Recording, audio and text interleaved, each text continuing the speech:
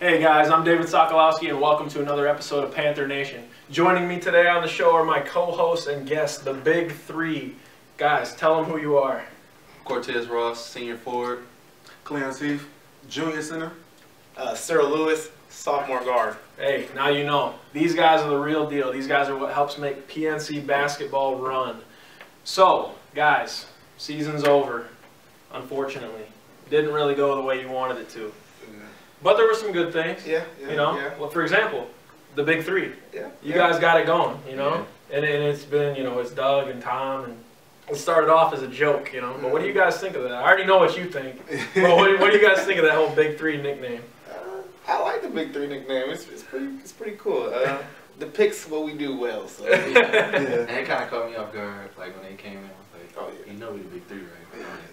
What? Of course, at first, because there's the real Big Three, but then when you look at things, it makes sense. So Yeah, it did make sense. just made sense, and it went. So we went with it. We rolled with it, and It's we played off of it. So. Hell yeah, you guys definitely did. It was coming out in the holiday break, getting things going were hard, and then you guys got back, and all of a sudden the three of you were on the floor together, and it clicked. You got you in the post. You guys can both drive, and you can play the post as well. And that's just, even though you guys, your record didn't really show it, the progress you guys made. Coach Bush will say it, all the fans will say it. You guys really did move a lot. I A couple mean, games we could have won. That was in the clutch. Yeah.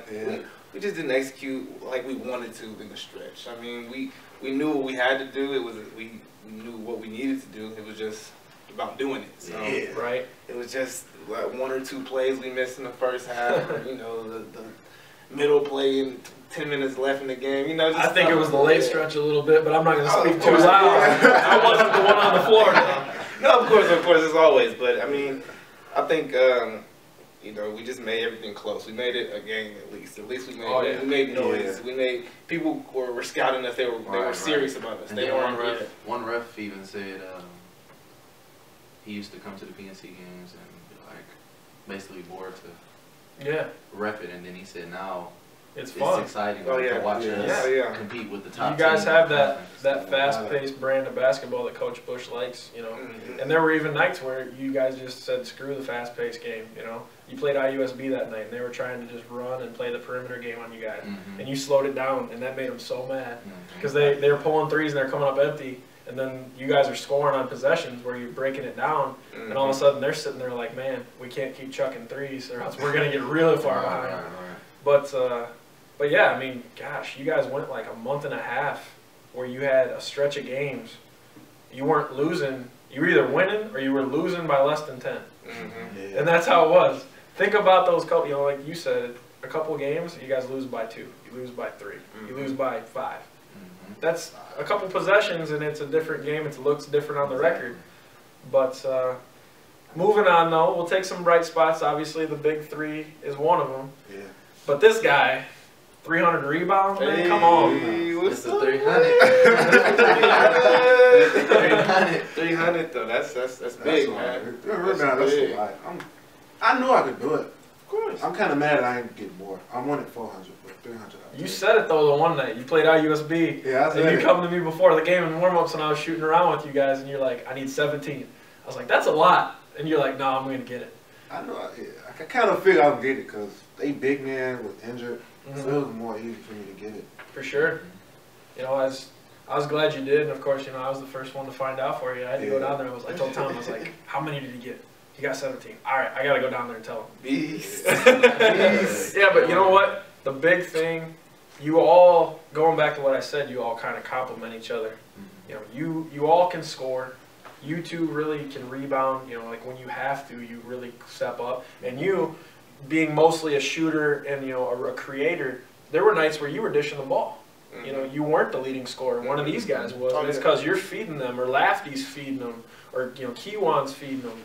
And then that's awesome because it's that. Yeah, I mean, you said the Big Three, and we like that. It's cool, but we're not going out there like, all right, man, we need to score 20. We need to score 20. No, we're going out there like let's go eat. We're playing for each other. We're playing for all of us. And the good thing about it, like a lot of our situations, we can interchange with, like they said, shooter and some nights he'd be the passer. Yeah. Like some nights I'd be the passer. I'd dish to them, get their points up. Oh yeah. Oh yeah. I'll look the passer, get our points up. There's a couple games we did that. And I'll look up and I'll be like, man, let me get my man going. Like, Tez, let me get you going real quick. Like, or Clarence, hey, yo, take it on real quick. A couple games where I don't want to brag, but I had 17 assists one game. A couple games when I did that. Yeah, and not to boost the egos here, but it's like what you're saying. You compare it to, something everybody can understand, that LeBron type. He's an athlete. You can line him up at the 1, even if you wanted to. Yeah. But then you can stick him at the 4 because he's big enough to man up against most power forwards. Exactly. With the exception of, you probably don't want him handling the rock too much. He can handle it, though. He can handle it if he needs to, but there were a couple nights where I'm pretty sure I heard Coach Bush say, "Why are you bringing it up the floor?" No, get rid of it. Reverse it. That's his favorite line. Reverse it. Oh, yeah. But you can line up at, the 1, the 2, the 3, even the 4 if you had to. You can play, pretty much the 2 through the 4.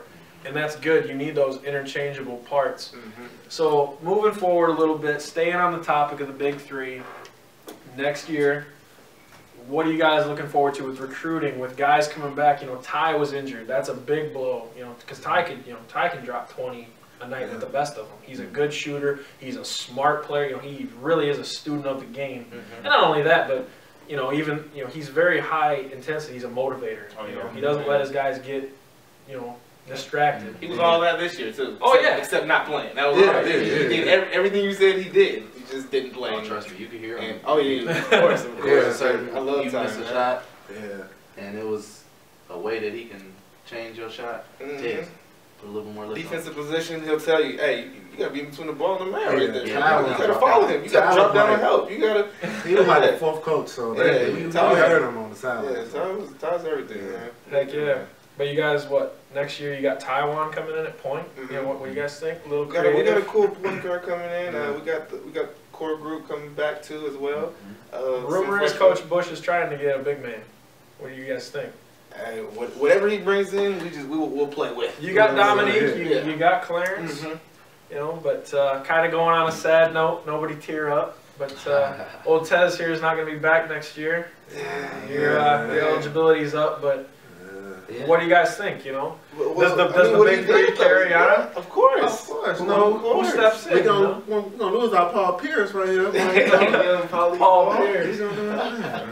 Man, but he really put that first brick down. He put that. He put that brick down, and we want to build up this pyramid and make it a strong, sturdy one for everybody. So when everybody comes to this school, they're like, all right, these guys did this. We want to follow their steps. We want to, keep this going. We want to turn this program around all the way. So and not just blowing smoke, but we only got a couple years left as the PNC Panthers. I know you guys want that conference title. Of course. I know you guys want to go to the tournament. Of course. And I think, honestly, not just as your guys' friend and, another PNC athlete and supporter, but I think with the core that we got coming back, with the stuff that Coach Bush has put into play, these last couple of seasons that he's been here, I think next year I don't see any reason why you guys can't compete. I really don't. I think the Olivettes, the Cardinal Stritches, the St. Francis, they're good. Yeah. But you showed it this year. Who was it? Was it Olivet or was it St. X that one night you guys almost beat them? St. X. St. X, and they're tough. They got a little bit more recruiting money than we do. Yeah. Facilities might be a little nicer, but still, you guys could have beat them. Yeah. So next year, I think everybody's got some high hopes for you. Mm-hmm. And and Cortez, thank you, for everything that you did this season. And next year, I'm sure you're gonna stick around a little, might come back and help the boys out. Yeah, I'm sure you will. I'll probably crack their heads. We're gonna see. Yeah, the alumni game. That'll be a good time to come back. All right, so let's change gears a little. PNC baseball and softball, sticking with PNC sports. They're leaving Friday. Oh, yeah, they're going I'm jealous. Arizona? Yeah. Softball's going to Arizona. Baseball's going to Florida. Warm weather. Well, dude, they've had to cancel the last couple of dates. Baseball has snow. They had snow in Kentucky, snow down in Jacksonville, Illinois. But they're going to get going, and I'll tell you what, baseball's deep. You talk about some depth. They got talent. They're gonna hit the ball, and they got good pitching. I think that they might contend for the conference title. And softball's got a lot of new faces, and they brought back a few, like we were talking about last week. Ashley, Amy, they were here last year. Good hitters, good players, and just good girls to have on the team. So I think Coach King's going to do good things. Yeah. So this is the part of the show, guys. You're a little new to it. Hot topics. Talking about the hottest things in sports right now. Pro, national, bigger colleges than us. Okay. You know, we'll kind of throw it around. But each of us has a card, and we're just going to go around the horn here. What do you got, Tez? A-Rod's comeback. A-Rod's comeback. A-Rod's comeback. I don't know about you guys. I'm a big baseball fan, but I think I'm tired of A-Rod. You gotta respect the game, man. I love the Yankees. You love the Yankees. I love the Yankees. Man. I love the Yankees. Respect the game. New York is not a big fan of him right now. No, New York in general. That's all. New York is not a big fan of him. Oh heck no. I mean, baseball's not. Fans in general. Even if you liked A-Rod, you don't now. You don't know. I'm a fan of his brand though. I like the A-Rod brand. You know, it's A-Rod. He's that he had that iconic type there going. Yeah. Just gotta respect the game, man. I know there's a lot of pressure on him being the best. He wasn't a Jeter, but. No, but who is Jeter? You know what I mean? I'm just saying. I'm just saying he wasn't a cheater, and then I can't say too much about New York or A-Rod because I'm a Tigers fan. So that's my guy right there. You see that? He roots for the good team. But no, I think you'll see him have a decent year. You know, he hasn't played in over a year, so it's like shooting a basketball. If you sit out for a year, not that not that any basketball player would do that. And A-Rod's probably been taking hacks, but in the cage, but. You can't just step on the field and do it again. You know, hitting a baseball is the hardest thing in sports. Period. So I think once he gets his timing back, though, you know, 10, 15 home runs, maybe more, but I think more than 20 would be a stretch. That is true. So, and he's getting old. He's almost 40. He's not going to play the field like he used to. I mean, heck, you know, back when he played with Griffey in Seattle, he was a shortstop. Right. Then he started, you know, juicing up a little bit, and now he plays third, but I don't think you'll see him do it that much. He'll probably DH. So, all right. We got to do our signature thing on the show. Toss the card. Get A-Rod out of here. Toss it. All right. Clarence, what do you got? Next. NFL franchise tags. Dez Bryant and Miles Thomas. Ooh. Franchise tags. Young Dez. I mean, in every sport, that's a big thing. Yeah. Kobe. I mean, might as well say franchise tag. LeBron, no, because he's all over the place. But like you mentioned, a couple pretty solid receivers right there. Demaryius Thomas, Peyton's favorite target in Denver. Dez Bryant, Tony Romo's favorite target in Dallas. And I mean, probably, you know, you got to add Calvin Johnson into that conversation. Yeah, you do. I'd say right there, there's your three best receivers in football. Yeah, they are just, you know, Dez Bryant especially. Just a freak of nature, you know. What's he, 6'5", and he's got like a 35-inch vertical. How can you jump with that guy? You can't. And not only that, for the game is just nuts. Yeah, and then once he does get it, you gotta catch him. That's what it is. Yeah, and he's fast as all get out. But it's not just receivers. You know, we're Detroit fans. Yeah. Sue might not come back. His days are numbered. Oh man. Yeah, Detroit announced today he's an unrestricted free agent. Oh. Detroit said he's asking for too much money. That's basically what it is. And Oakland willing to pay. Maybe Texas was like Oakland Raiders are willing to pay down there in Texas. Maybe Texas will pick Detroit might see something in the future that they see that's coming up.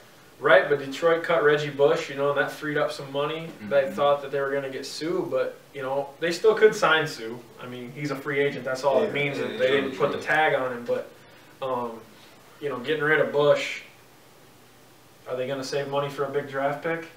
They're going to – I think they got like a middle-of-the-road draft pick. Yeah, they're somewhere – they're in the bottom half of the draft. Okay. But DBs don't go right away usually, unless you're Deion Sanders. Right. And we haven't seen one of him in a while, so. Yeah, I mean, football is way different in the draft than basketball. Oh, yeah. You can get a top pick in football, and he turns out to be garbage. And you're in the middle, and you emerge Tom Brady in the 6th round, and he, you know. Look at him now. Right. Yeah, Tom Brady, you know. But, yeah, basketball, you don't see busts as much. They usually just, you know, at the very worst, they drop them down to D-League or something, and they figure it out. But, yeah, I think the NFL free agents and the draft, big things coming up. So, toss it. All right, guys. A little near and dear to your hearts, a little basketball here. NBA MVP talks. And these three guys are not the only ones in the talks, but I know that at least one of you guys is going to pick one of these dudes. We got Steph Curry, King James, And then we got the other King James, apparently, for last night's overtime win, James Harden. I mean, what's the deal? Let's just go around the horn here. You know, I want to hear what everybody's got. Who's your pick for MVP right now? Steph Curry. Steph Curry. Why? I mean, I'm a shooter. Mm-hmm. And not like him, though. No. Nobody's like him. I'm not a shooter like him, but I always, every time I even shoot a shot, I'm always saying Steph Curry because, I mean, he's just a pure shooter. Oh, and yeah. then on top of his skill with dribbling the ball and seeing his team, he's not selfish. Yeah. He shoots a lot of shots. He's a floor general, for sure. For sure. What about you, Clarence? I'm a real King James fan, but I'm going to have to pick Steph Curry because he's going crazy this year. The way he's shooting the ball and the way he's leading the Warriors, it's hard not to pick him. See, I think I'm going to keep this trend going, and I know it's probably going to bust when it gets to this dude. But I think everybody knows LeBron James is awesome. You know, he's the best player in hoops right now, with the exception of maybe a Kobe, you know, when he's healthy. But he's got a couple MVPs, so it's nothing new. Mm-hmm. But he plays on a good team. I mean, the Cavs are pretty stacked. They loaded up a little in the offseason, and even in the season they made some trades. Harden is good. He makes sense. Without him, the Rockets probably struggle. But are the Rockets your finals pick? Are they even your Western Conference finals pick? Maybe. But I got to go with Steph Curry. I agree. I think you're going to see that team make it to the Western Conference finals, possibly the finals itself. I think it's going to come down to the big man, as usual. Everybody knows the Splash Brothers. You know, they're gonna pull all night. They got, you know, Harrison Barnes can play a bit. You know, but when you get in the late playoffs, that's when you start to see that big man presence. You know, as old as he is, Tim Duncan can still do it. You know, the Heat. You know, they had Chris Bosh. You know, you got those big guys that can take over, and you know all the great teams. You know, Shaq. You know, on the Lakers, Bill Russell on the Celtics. Mm-hmm. I'd say your Chicago Bulls are the only exception, and that's just because they had the great Michael Jordan. You know, and Scotty. But you know, you're not going to say Bill Cartwright's a legend. You know what I'm saying? Or Horace Grant. You know, these guys aren't the ones you think of. But I think you're going to see Steph Curry get the MVP. What do you think, Will? Oh man, I love Steph Curry. I mean, the guy's been balling since Davidson. But I have to go with the new King James. The new King James. Number 2, King James. James Harden. Just look at James Harden, man. They traded him from the Thunder. He came to our Houston Rocket team, and what did he took over? He changed. He went from being a sixth man to a star. Like come on now, that's crazy. That's a lot to take on. So I get what you're saying. He's probably a little deserving. And the way he scores is just he scores at will. I mean, the man's either going to shoot a jumper in your face at 3, or he's going to the bucket. So the man deserves it. And he wants it, but. If Stephen Curry gets it, I would love it. I'll be happy. Yeah, so. Very well deserving. So I think we're all in favor. Steph Curry might get it, but we got one vote for Harden over here. Yeah. Tossing it. All right, Real. Our last one, we got can Kentucky lose? The undefeated Kentucky. What do you guys think? No. Don't think so? I don't think so because... Do you think it's an undefeated regular season or a national title undefeated season? All the way? I say national title because, I mean, they unlike other teams, they don't have... 2 people that's like the main part of the offense, and then everybody else plays defense and rebounds. Oh yeah. They have a starting 10, and I wouldn't say just a starting 5. It's not even a starting 5. Like, he can mix it up to however he wants. Coach Cal's got it going on. Coach Cal can mix it up however he wants, and you know he's always producing NBA players. So heck yeah. That's a different team right there. But you remember it's college, so what do you think? You never know. So that's hard. I would say the regular season they go undefeated, but the tournament. How soon though? Conference tournament or big dance? Big dance. I think if they run into a hot team, hot team, I think they. I was gonna say, you can't lose in college. You can't lose. Yeah, I was gonna say in college, anything can happen. Oh yeah, it's not a series. We saw Wichita State come out of nowhere. Exactly. They can run to Wichita State, VCU. Oh yeah. Every year it happens. Well, Michigan State. You know, so. Yeah, I mean, you look at the Big Ten. They're down right now. You know? Yeah. Like, let's change gears from Kentucky for a minute. You know, the Big Ten last year, 2 years ago, Michigan going to the national title. You know, Michigan State, you know, good. Ohio State, good. Good, yeah. But then again, you get back to the Big Ten. I mean, you got Kentucky. They're tough. They're skilled players. But then when that tournament comes, it's like teams transform like animals. The Michigan State can come into the tournament and literally bully them. Yeah. Oh yeah. And they will have a hard time scoring everything. I mean, I'm not gonna say I don't like Michigan State, but Kentucky might come out with the win because there's more skill. Oh yeah. But Michigan State can beat them down. Yeah. To where they can't score. Like how I'm a little partial to the Wolverines myself. They're probably not going to make it this year. They're missing Trey Burke too much, but and Stauskas. But you know what? And Stauskas, yeah. But I'm going to agree with Clarence. I think Kentucky goes undefeated. I'll tell you what. I'm not even going to go as far as the Big Dance, and this is why. At home in Lexington, Kentucky is unbeatable. There's one team though that they still got to play in Lexington. And that's the Florida Gators, Billy Donovan's team. He always coaches up some good squads. And I think by that last game of the season, it's like that. It's kind of like with you guys. You lost to Purdue Cal. And lo and behold, your last game of the season was in Hammond. Yeah. And what happened? And you beat them. You rose to that occasion and you said, no, we're not going to let this one slip. You should have beat them the first time. You should have beat them the first time, and you knew that. You got that Florida's, show. Yeah. That's exactly what I'm talking about. Florida played them a few weeks ago in Gainesville, and they lost by what? 6? Like 6. It was close. They're hungry. The Gators want some wild cards. You know what I'm saying? They get the door. So I think Kentucky's got the athletes, and I think in the long run, Florida's a long shot. I'm saying that that's going to be a tough game. Yeah. I think the SEC tournament, they're probably going to roll through. Yeah. I think they got it. Florida's the only team, in my opinion, in that conference who can probably hang. But the national tournament, the Big Dance, like Cortez said, although he picks them to win the title, I'm with you. I think they run into that Wichita State, that Cinderella. That might be the end. And the only thing that can stop a Cinderella is the fact that Kentucky's dudes are a whole new breed of athlete. Yeah. Right. Look at what Anthony Davis, Nerlens Noel. Freaks. I mean, double Y chromosomes. Oh yeah. So let's go to you. What do you think? They go all the way, or do they hit? No, I don't think they go all the way. I think they just because I'm hating. Somebody's got to do it. They're gonna slip up. Someone's gonna come in there. They're gonna think they're gonna win. They're gonna take them lightly and. Okay, but slip up what? Sweet 16. Elite 8. We're gonna get this specific. They'll get deep. They'll make it to the Elite 8. Final 4, Elite 8. Yeah, but I don't think they're gonna win the national championship. I think it's too much for them. All right, here's my call. Elite 8, and here's why. You make it through the Sweet 16 purely on ability and talent. They play that low seed team because everybody knows they're a 1 seed. Even if they lose to Georgia and Florida, they're a 1 seed. They go through that because they're going to play somebody small that just doesn't have that size.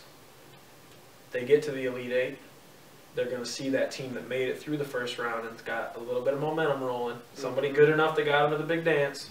But if they make it to the Final 4, Kentucky, I mean, that's a full head steam. You don't lose in the Final 4, especially if you play for Kentucky. Kentucky in the tournament, it's just, I don't think they'll lose in the Sweet 16, just because that's talent.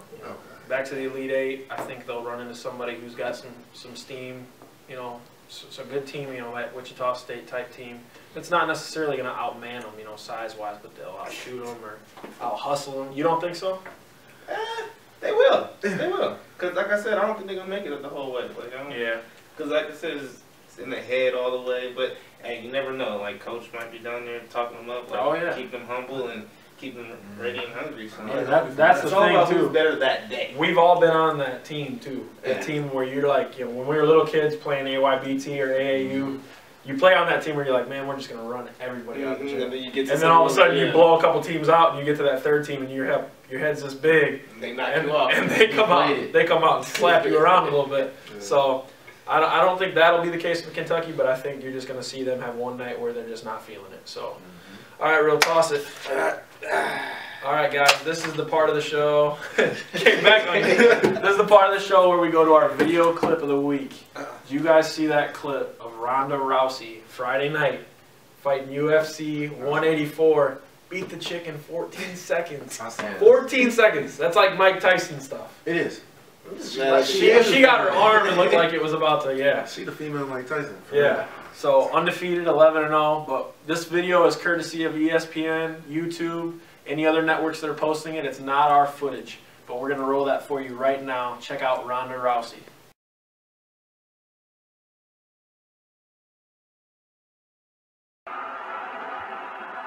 go. You ready? You ready? Here we go! Tonight's fight clock. Wow, right down. Look at that. Tonight's fight clock brought to you by Bud Light, Joe. Perfect fit for whatever happens. Ronda wants to make it happen quickly. There's the arm. Dang, man. She's crazy. Yo, I wouldn't want to be. Heck no. Heck no. I wouldn't want to get in the fight. No way. But Any more, she would have lost her arm. Oh man. my gosh, man. I was changing colors, that's all. Ugh. You see, they had the shout out for Omaha though in the back. On the but still, took the L. Born Huskers. All right, boys. So, thanks for coming on the show. No problem. You guys know what it's all about. You're feeling Panther Nation. Mm-hmm. We're trying to get bigger. We got a lot of views already on YouTube. It's going to be posted on Wednesday. Check out the links. Put them on your Instagrams, your Twitters, your Facebooks. Tell your family, your friends to check out YouTube. Guys, we'll see you back next year. We'll have you on the show again. But thanks for coming in and hosting. It was a lot of fun. It was a good time. Hey, check out Panther Profiles, too, this week. We got Double Dip. We got Cortez right here sitting down with an interview for us. Find out a little bit about this guy. And then we got Andrea Violenti from the cross-country team, one of our top runners and awesome. Yeah, you know her. She's a good athlete. Yeah. She's a good athlete. So check them out. We're going to be all over it. Check out the website, pncathletics.com. Check out PNC Athletics on Instagram, Twitter, and soon on Facebook. Thanks for joining us.